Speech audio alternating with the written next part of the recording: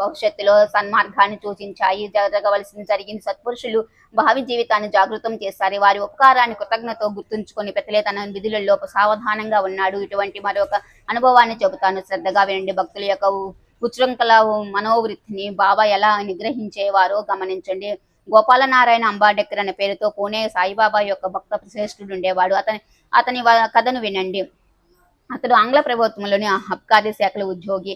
అక్కడ 10 ఏళ్లు పనిచేసి ఉద్యోగం మానేసి ఇంట్లో కూర్చున్నాడు. అతని మొదటి రాత ప్రతికూలంగా మారింది. అన్ని రోజులు ఒకేలా ఉండవు కదా. అతనిని దౌర్భాగ్యం దాపురించింది. గ్రహాల దశ వలన కలిగే కష్టాలను అనుభవించుకొని ఎవరు తప్పించుకోగలరు? మొదట్లో అతనికి టానా జిల్లాలో ఉద్యోగము. ఆ తర్వాత అదృష్టవశాత్తు అదే జిల్లాలోని జౌహర్కు అధికారిగా వచ్చాడు. అక్కడ నిరుద్యోగి అయ్యాడు. ఉద్యోగము ఆకు మీద నీటి పట్టు, క్షణభంగురము. అది పోతే మరల లభించడం మాటలా అతడు ఎంతగానో ప్రయత్నించాడు. కానీ అతనికి అదృష్టం రాలేదు. అందువల్ల స్వతంత్రంగా బ్రతకాలని నిశ్చయించుకున్నాడు. కష్టాలు పరాకాష్ఠం అందుకోగా అతడు అన్ని విధాల హతాహతుడయ్యాడు.